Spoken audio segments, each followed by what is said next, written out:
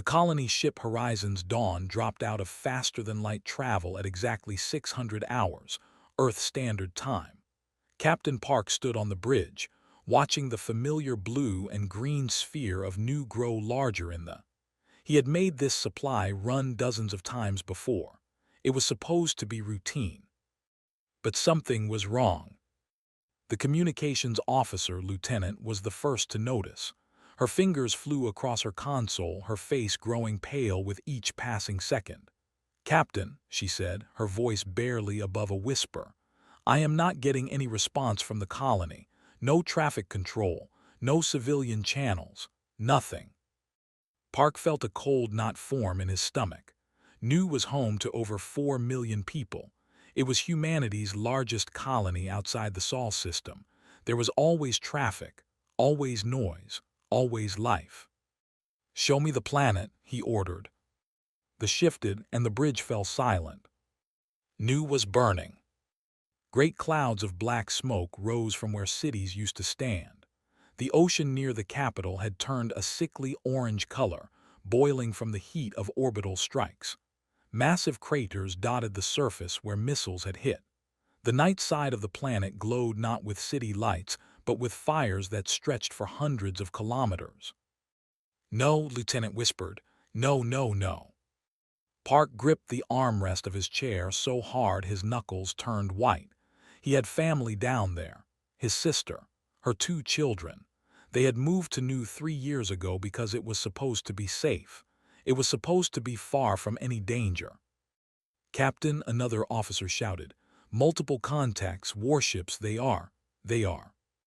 The showed them clearly now. A fleet of alien vessels hung in orbit above the dying world. Their dark hulls were marked with the golden symbol of the Empire. They were not hiding. They were not running. They floated there like predators watching their prey die slowly. They were one of the elder races of the galaxy. They had traveled among the stars for thousands of years before humans had even discovered fire. They considered themselves superior to all other species, especially the young ones. And they had made it very clear that they did not like humanity expanding into their part of space. But this was not a warning. This was not a show of force. This was murder on a scale Park could not fully understand. "Are they targeting us?" he asked, his voice flat and dead. "Negative, Captain. They are ignoring us completely." Of course they were. The Horizon's Dawn was a supply ship. It had no weapons. It was no threat to anyone. To they, it was not even worth noticing. Doctor burst onto the bridge. She was the ship's chief medical officer, a woman who had seen death before, but her face was wet with tears. "We are picking up escape pods," she said. "Survivors, not many, maybe a few hundred." "Bring them aboard," Park said immediately. "Captain, if they notice us." "Bring them aboard now." For the next 3 hours, the crew of the Horizon's Dawn worked without rest. They pulled escape pods from the debris field that surrounded the planet. They opened airlocks and carried burnt, broken people into the medical bay. They listened to stories that would haunt them forever. Doctor worked until her hands were covered in blood. Most of the survivors had severe radiation burns. Many had broken bones. Some were children who had watched their parents die. She saved who she could, but most of them were too far gone. One woman, barely alive, grabbed Doctor's arm with surprising strength. "They did not even warn us," she said, her voice broken. "We woke up to fire falling from the sky. My husband, my son, they were in the park. They were just playing in the park." She died before she could finish. Lieutenant recorded everything. The attack, the burning cities, the escape pods, the dying survivors. She broadcast it all back to Earth along with a simple message: "Nu is gone, 4.2 million dead, the did this." The fleet finally noticed the little supply ship. One of their cruisers turned toward it, weapons charging. For a long moment, Captain Park thought they would all die there. But then the cruiser stopped. Its captain had apparently decided that one tiny ship was not worth the ammunition. The fleet turned and jumped away, leaving nothing behind but death and silence. 3 days later, representatives from the Galactic Council finally responded to humanity's desperate calls for help. The council was made up of dozens of species, most of them old and powerful. They had rules. They had laws. They had been keeping peace in the galaxy for. Surely they would do something about this unprovoked attack on a peaceful colony. The human ambassador, a man named Ryu, stood before the council and presented his case. He showed them the recordings. He told them the death count. He asked for justice. The council listened politely. Then they spoke. "This is a regional dispute," said the High Counselor, a tall being with gray skin and many eyes. "The claim that humanity was encroaching on their territory. While we do not condone violence, we cannot intervene in matters between individual species."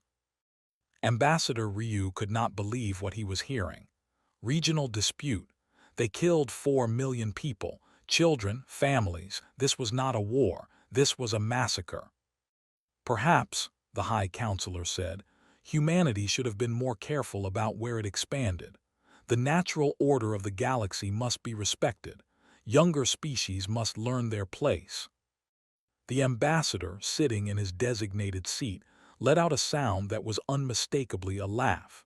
"The humans are like squealing prey animals," he said loudly, not even trying to hide his amusement. "Perhaps now they have learned their place." Several other council members chuckled. Ambassador Ryu stood frozen for a long moment. Then, without another word, he turned and walked out of the chamber. He did not argue. He did not threaten. He simply left. Back on Earth, the message was received loud and clear. The galaxy did not care about 4 million dead humans. The galaxy thought humanity was weak. The galaxy thought humanity would accept this and move on. Earth went silent. No more diplomatic messages were sent. No more trade negotiations were conducted. No more complaints were filed with the council. Every communication channel went dark.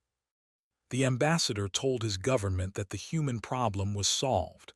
"They are broken," he reported happily. "They will not bother us again." The Galactic Council congratulated itself on avoiding a larger conflict. They moved on to other business, forgetting about the little blue planet and its squealing inhabitants. They made a terrible mistake. In the weeks that followed, something changed on Earth. The many nations that had spent centuries fighting each other suddenly stopped. Old enemies became allies. Resources that had been hoarded were shared freely. Scientists who had worked alone now worked together. No one on Earth spoke about the future. No one talked about revenge. But everyone knew what was coming. Captain Park returned home with his ship full of survivors. He was greeted not with questions, but with a single assignment. Report for military duty immediately. Doctor was given a new position, documenting every single death on Nu, every name, every age, every story, so that humanity would never forget. Lieutenant was transferred to intelligence. Her job was simple: learn everything about the galaxy thought humanity was weak. The galaxy thought humanity would accept its place at the bottom. The galaxy was about to learn how wrong it was. 6 months passed after the destruction of Nu. The galaxy moved on. Trade continued. Treaties were signed. Wars were fought and ended. The death of 4 million humans became a footnote in galactic history, barely worth mentioning. The Empire celebrated. Their emperor gave speeches about the glory of their race and the weakness of lesser species. Young warriors wore medals for their role in the massacre. Songs were written about the burning of human cities. The Galactic Council held hundreds of meetings about dozens of topics. Not one of them mentioned humanity. And on Earth, the silence continued. Admiral stood in a massive underground facility that had not existed 1 year ago. It stretched for kilometers beneath the mountains of what used to be called Korea. Thousands of workers moved through its halls every day. None of them talked about what they were building. None of them needed to. The admiral was an old man. He had served in Earth's military for 40 years. He had fought in border conflicts and peacekeeping missions. He had always believed that humanity's future lay in diplomacy and trade, not war. New had changed everything. Now he commanded the largest military buildup in human history. Every nation on Earth had given him their resources, their scientists, their best people. There were no arguments about territory or politics. There was only one goal. "Admiral," said a young officer approaching with a tablet, "the Third Fleet is complete, 200 warships fully armed." Nodded, "And the Fourth Fleet?" "Ahead of schedule. It will be ready in 6 weeks." 6 months ago, humanity had possessed a small defense force. Nothing that could challenge a major galactic power. Now they had hundreds of warships, with more being built every day. Factories that once made consumer goods now produced weapons. Universities that once taught philosophy now taught tactics. Engineer was responsible for many of those weapons. She was a small woman with tired eyes and hands that never stopped moving. Before New, she had designed power systems for civilian ships. Now she designed ways to kill. "The kinetic bombardment platforms are ready," she told the admiral, pulling up designs on her screen. 1,000 tungsten rods per platform, each one capable of destroying a small city. No radiation, no mess, just pure impact force. "The Council banned kinetic weapons 3,000 years ago," said. Smiled without humor. "We never signed those treaties. We were not invited to." The irony was not lost on either of them. The elder races had refused to let humanity join their precious agreements. They had considered humans too primitive, too unimportant. Now that arrogance was coming back to haunt them. But the weapons were only part of the plan. Director Im ran Earth's intelligence operations. He was a quiet man who rarely smiled and never raised his voice. He had spent 20 years gathering information on alien species, building networks of contacts and informants across the galaxy. Most species did not even know humans had spies. They did not think humans were clever enough. "We have complete maps of every military installation," Director Im told the admiral during their daily briefing. "Their communication codes, their supply routes, their patrol schedules. We know when their emperor sleeps and what he eats for breakfast." "How many operatives do we have in place?" "Over 300. Most of them are not even human. There are many species in the galaxy who hate They were happy to help us for the right price." Studied the intelligence reports. They had grown lazy over the centuries. They believed no one would dare challenge them. Their defenses were old. Their ships were outdated. They had not fought a real war in generations. Meanwhile, humanity had spent its entire history fighting wars, against nature, against each other, against anything that threatened survival. War was in human blood. It was part of human nature. The elder races had forgotten what that meant. On the surface, Earth looked normal. People went to work. Children went to school. Stores stayed open. But underneath that normal appearance, everything had changed. Counselor Na was one of the few humans who still interacted with the galactic community. She was Earth's official representative to the Council. For 6 months, she had attended meetings without saying a word. She sat in her seat, watched the proceedings, and left. The other council members found this amusing at first. "The humans have learned their place," they said. "They know they cannot challenge the natural order."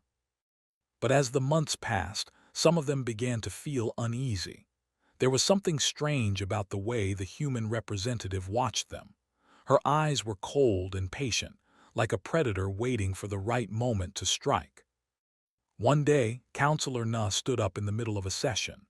The chamber fell silent, curious to hear what the quiet human would say after so many months. She said nothing. She simply walked out and never returned. The ambassador laughed loudly. "Good riddance," he declared. "Perhaps they have finally realized they do not belong among civilized species." But the High Counselor felt a chill run down his spine. He did not know why. He told himself it was nothing. Back on Earth, the final preparations were being made. In a secure command center, Admiral addressed the combined leadership of humanity's military forces. Admirals and generals from every nation sat together, united for the first time in human history. In 3 days, said, we launch Operation Silent Thunder. We will strike every major military target simultaneously. We will not warn them. We will not negotiate. We will not stop until their ability to wage war is completely destroyed. A young general raised his hand. What about the Galactic Council? If we attack, they might intervene. Shook his head. The Council does not intervene in regional disputes. They told us that themselves. We are simply settling a regional dispute. There were no more questions. The Admiral looked around the room at the faces of humanity's warriors. Some were old veterans. Some were young and eager. All of them carried the weight of 4 million dead on their shoulders. I know many of you have doubts, said. War is terrible. What we are about to do will change humanity forever. We will kill many soldiers, perhaps civilians. We will become what the galaxy fears. He paused, his old eyes hard as steel. But we did not start this. We did not ask for this. We tried peace. We tried diplomacy. We asked for justice. The galaxy laughed at us. The galaxy told us to accept our place. His voice grew louder, filled with cold fury. So now we will show them what humanity does when it has nothing left to lose. We will show them that the price of our blood is higher than they ever imagined. We will show them that there is no place in this galaxy where they can hide from our justice. He turned to a screen showing the positions of human fleets, hidden in deep space, waiting for the signal. They wanted to teach us our place. In 3 days we teach them theirs. The room erupted in a sound that was not quite cheering. It was darker than that. It was the sound of 4 million ghosts crying out for revenge.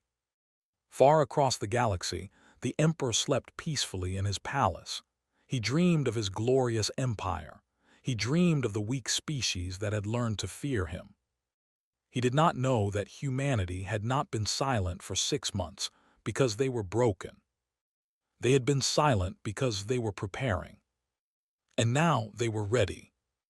The attack began at exactly midnight, Earth Standard Time.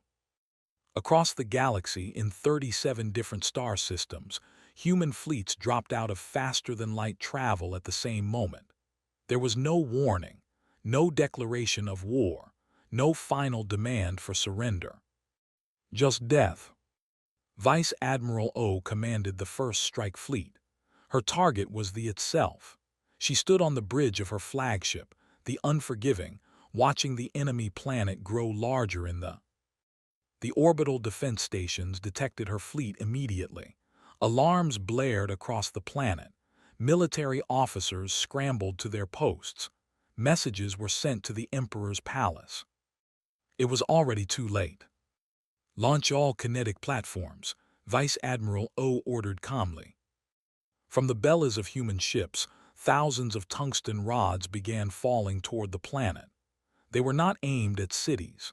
They were aimed at every military base, every shipyard, every weapons factory on The rods entered the atmosphere at impossible speeds. They did not explode. They did not need to. When a rod the size of a telephone pole hits the ground at 20 kilometers per second, the impact is equal to a small nuclear weapon. In the space of 10 minutes, the lost half their ground-based military infrastructure. But Vice Admiral O was not finished. All ships engaged the orbital stations. Human warships surged forward, weapons blazing. The defense stations tried to fight back. They were massive structures, built to protect them from any attack. They had stood for 500 years without ever being seriously threatened. They fell in 40 minutes. Human ships used tactics they had never seen before. Swarms of small drones overwhelmed defense systems. Electronic warfare specialists blinded sensors and communications. Heavy cruisers punched through armor with focused energy beams that the Council had classified as too dangerous to use. Vice Admiral O watched a station explode, its debris falling toward the atmosphere like 1,000 falling stars. She felt nothing. She had been on New once years ago. She had eaten dinner at a small restaurant by the ocean. The owners had been kind to her. They were all dead now, every single one of them. On the other side of the planet, the main battle fleet was trying to organize a defense. These were their best ships, crewed by their finest warriors. They had won countless battles against lesser species. They had never fought humans before. Pilot Song flew her fighter through the chaos of battle, her ghost echoing across human communications. She was one of Earth's best pilots, trained in simulators that replicated every possible combat scenario. They did not have such simulators. They did not believe in practicing against inferior species. Song had lost her younger brother on New. He had been 12 years old. She fired her weapons without hesitation. One fighter exploded, then another, then another. Her squadron moved like a single organism, covering each other, attacking in perfect coordination. "Ghost, you have a heavy cruiser targeting your position," her wingman warned. "I see it," she replied. "Follow my lead." She dove toward the massive ship instead of away from it. The gunners tried to track her, but she was too fast, too unpredictable. She flew along the hull of the cruiser, so close she could see individual panels. Then she fired a single missile into the ship's engine exhaust port. The cruiser shuddered. Then its engines exploded, setting off a chain reaction that tore the ship apart from the inside. "Target destroyed," Song reported. Her voice was flat, professional, cold. By the end of the hour, the home fleet was gone, not defeated. Gone. 300 warships reduced to floating wreckage. And this was just one battle of 37. Across the Empire, the story was the same. Human fleets appeared without warning and destroyed everything military in sight. Supply depots burned. Communication relays went silent. Patrol ships vanished. Specialist Han was responsible for the communications blackout.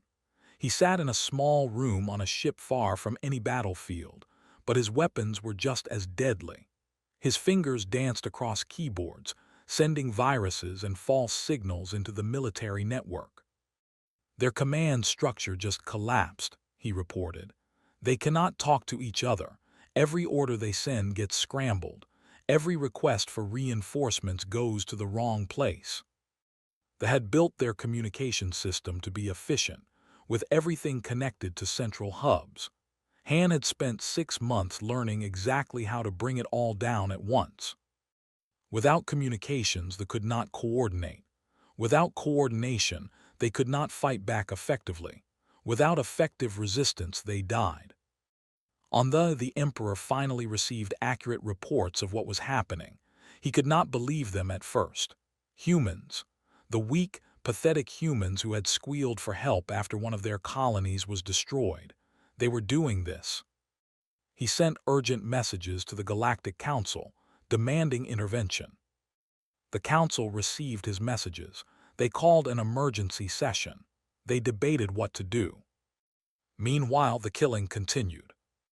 Major Shin led the ground assault on the High Command headquarters.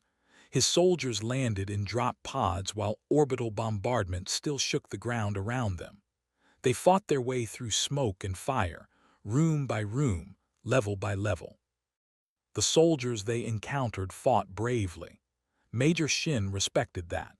But bravery was not enough against humans who had trained for this moment for 6 months without rest. "Surrender and you will be treated fairly," Major Shin announced through his helmet speakers as his team reached the command center. "Resist, and you will die." The commander inside laughed. "Humans do not have the stomach for this. You will break. You always break." Major Shin kicked in the door. 15 seconds later, every in the room was either dead or restrained. "The human does not break," Major Shin said quietly to the captured commander. The human remembers. The entire operation took less than 6 hours. By the time the sun rose on their empire's military power had been shattered. Human losses across all 37 battlefields, 412 dead, 31 ships damaged beyond repair. Losses, over 2 million military personnel dead, their entire space-based navy destroyed, their ground forces scattered and leaderless, their communication network completely collapsed. Vice Admiral O broadcast a message to the Emperor. It was short. We remember new. This is what your regional dispute has earned you. Surrender unconditionally or we continue until there is nothing left to destroy. The Emperor did not respond. He was still hoping the Council would save him. The Council sent humanity a formal demand to cease hostilities immediately. They threatened sanctions. They threatened intervention. They threatened removal from all galactic trade agreements. Earth did not reply. Instead, Admiral ordered the second phase of operations to begin. Human fleets spread out through space, systematically destroying every remaining military target. They were thorough. They were efficient. They were utterly without mercy. But they were not random. They did not target civilians. They did not bomb cities. They hit only military facilities, government buildings, and infrastructure that supported the war machine. This was not rage. This was something worse. This was calculated, cold, professional destruction. The galaxy watched in shock. The species they had dismissed as weak and primitive was dismantling one of the oldest empires in known space. And they were doing it with an efficiency that made the elder races feel something they had not felt in fear. One member of the council, a representative from a species called the Marathi, asked a question that no one wanted to answer. If they can do this to what could they do to us? No one had an answer. In the ruins of the High Command, Major Shin found a room full of trophies, medals given to officers who had participated in the destruction of pieces of wreckage from human ships, even a flag from the colony's capital city, taken as a souvenir. He stared at these things for a long moment. Then he carefully packed them all into a container. They would be returned to Earth. They would be placed in a memorial. And they would remind humanity forever why this war had been necessary. Outside, the fires still burned, but the storm had only just begun. 3 weeks after the first attack, the Galactic Council called its most important meeting in 500 years. Every species sent their highest representatives. The chamber was completely full for the first time in living memory. They were here because of humanity, the species they had laughed at, the species they had ignored, the species that was now tearing apart one of the most powerful empires in the galaxy. Ambassador walked into the chamber alone. He was a tall man with gray hair and a face that showed no emotion. He had been chosen specifically for this mission, not because he was good at diplomacy, because he was incapable of being intimidated. The High Counselor stood as the human entered. Ambassador, the Council has called this emergency session to address the ongoing conflict between humanity and the Empire. We demand an immediate ceasefire. Did not sit in his designated seat.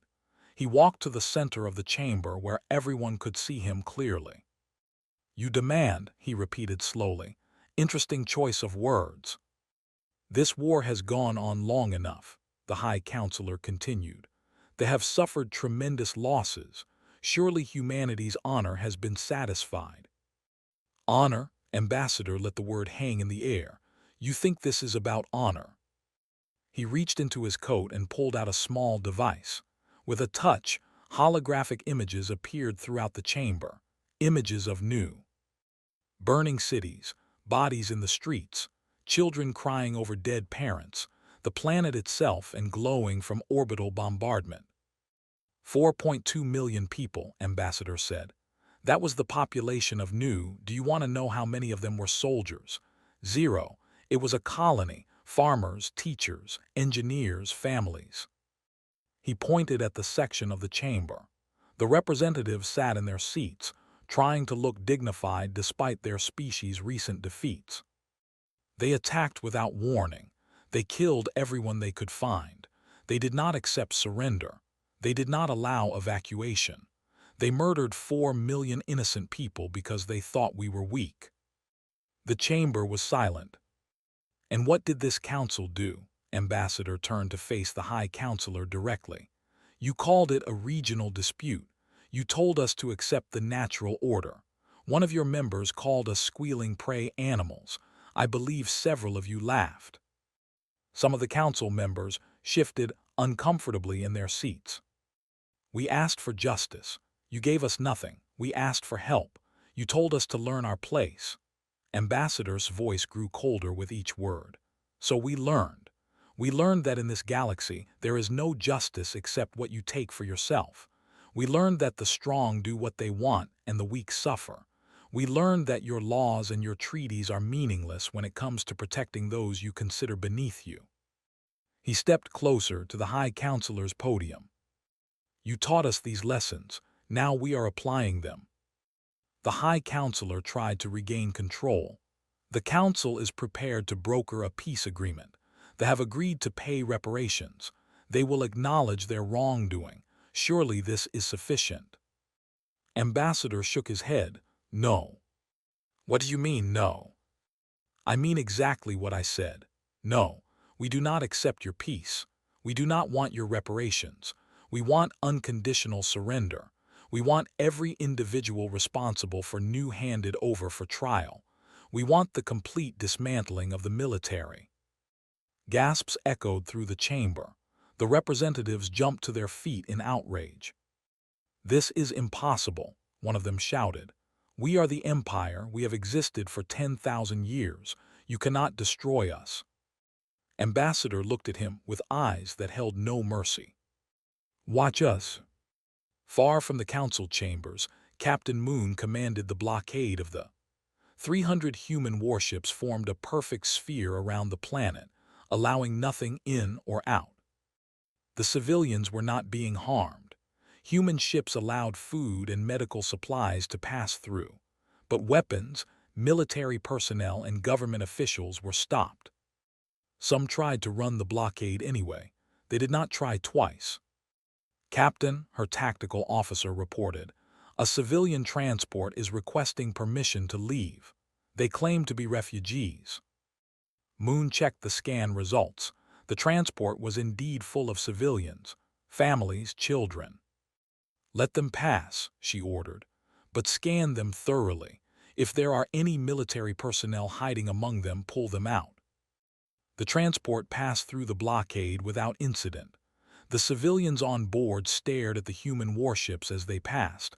Some of them were crying. Others looked angry. A few looked grateful. Not all had supported the attack on Nu. Many had protested it. Some had lost their jobs or their freedom for speaking out. These people now looked at their destroyed military and felt something that surprised them: relief. On the surface of the general oversaw the occupation. His soldiers were everywhere, but they did not terrorize the population. They maintained order. They protected civilians from chaos. They even helped distribute food in areas where supply chains had broken down. But they were also systematic about their other mission: capturing every single person who had been involved in the Nu massacre. The High Command had kept excellent records. Names, dates, orders, everything was documented.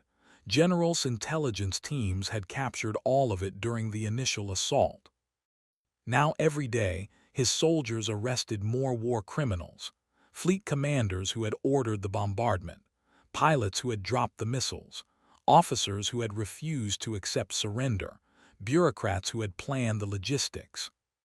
General, one of his officers reported, we have located the officer who commanded the ground forces that landed on Nu after the bombardment. He personally executed 3,000 survivors. General felt his jaw tighten. Bring him in alive. The trials would come later, but they would come. Back at the council, the debate continued for hours. Several species argued that humanity had to be stopped. Others pointed out that no one had the military power to stop them. A few quietly suggested that perhaps they had deserved what they got. Finally, a representative from one of the oldest and most respected species in the galaxy asked to speak. Counselor was ancient even by standards. He had served on the council for over 3 centuries. "I would like to speak with the human ambassador privately," he said. The meeting was arranged, and sat across from each other in a small room off the main chamber. "What does humanity truly want?" asked. "Not the official demands, what do you actually want?"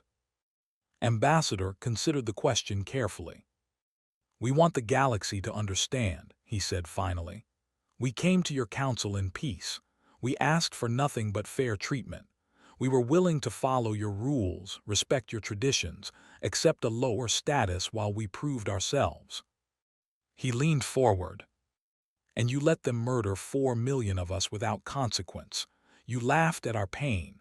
You told us we deserved it." "So this is revenge," said. "No, revenge would be burning cities, killing their children, making them feel exactly what we felt." Ambassador shook his head. "We are not doing that. We are destroying their military. We are capturing their war criminals. We are dismantling their ability to ever do this again.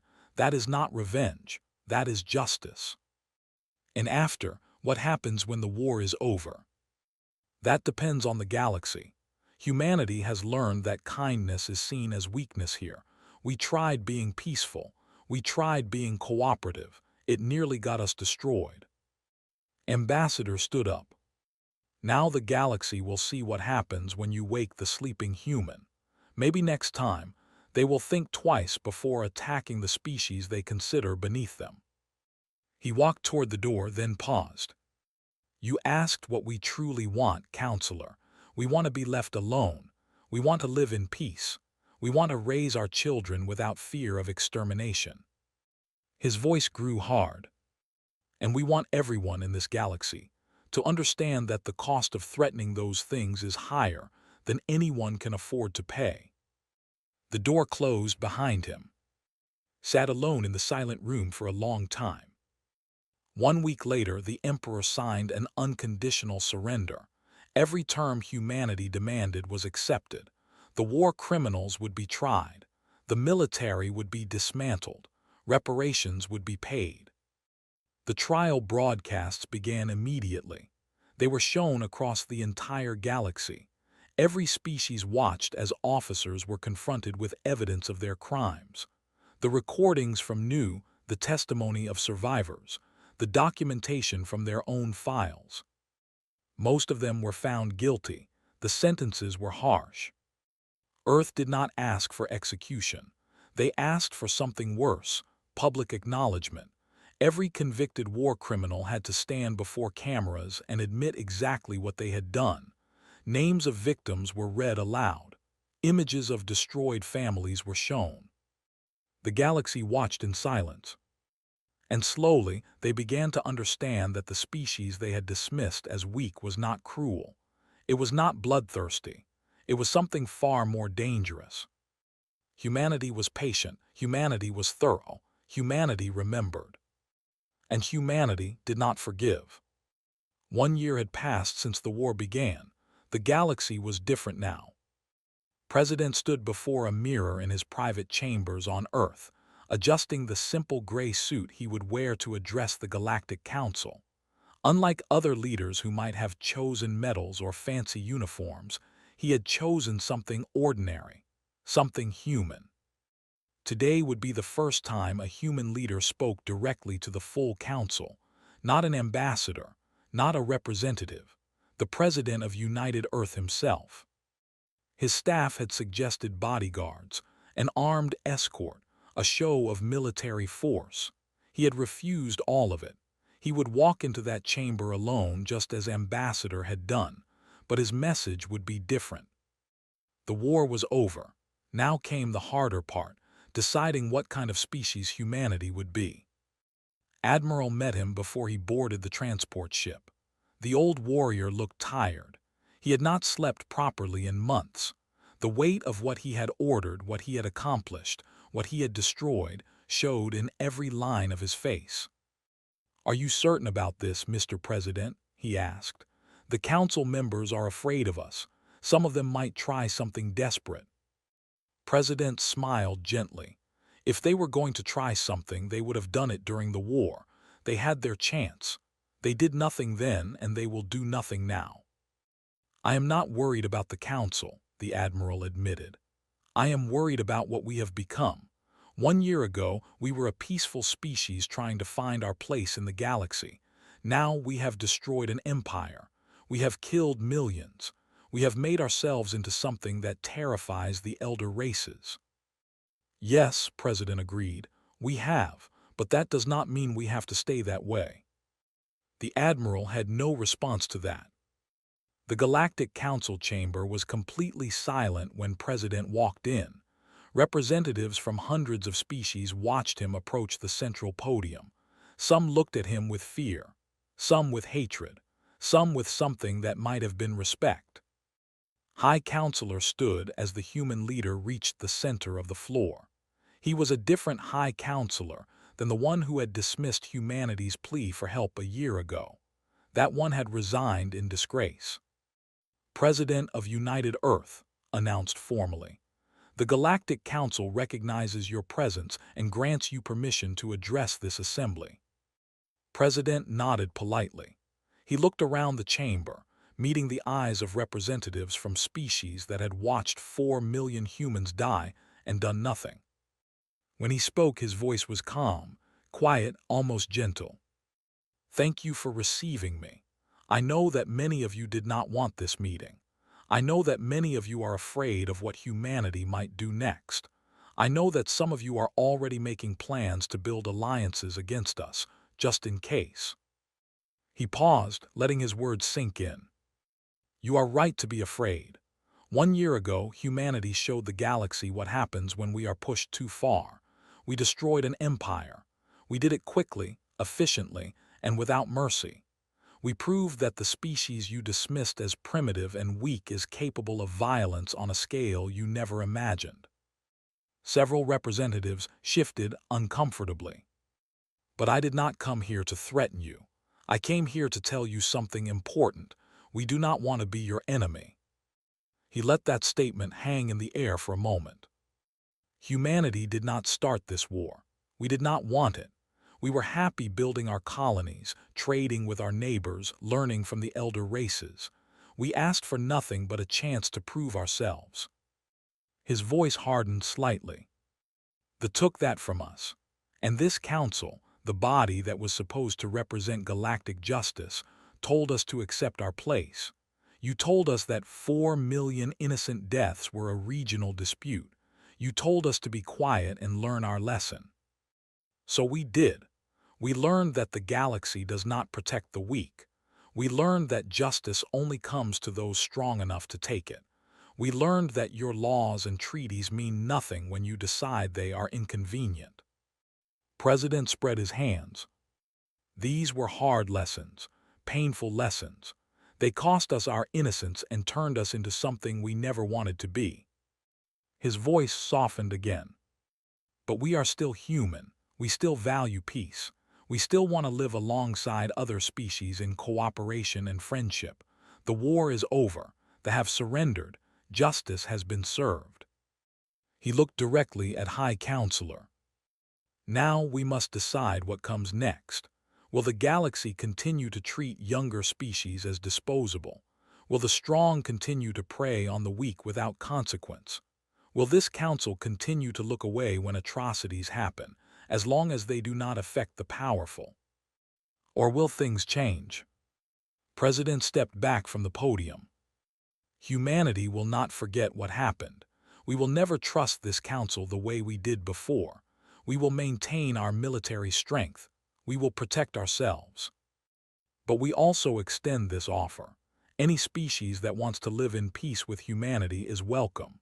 Any species that faces extinction or oppression can come to us for help. Any species that believes in true justice, not the selective justice this council has practiced, will find an ally in Earth. His final words were quiet, but carried to every corner of the chamber. We hope you make the right choice, because the next time a species like the decides to murder millions of innocent beings, we will respond exactly the same way. And next time, we will not stop until every responsible party faces justice.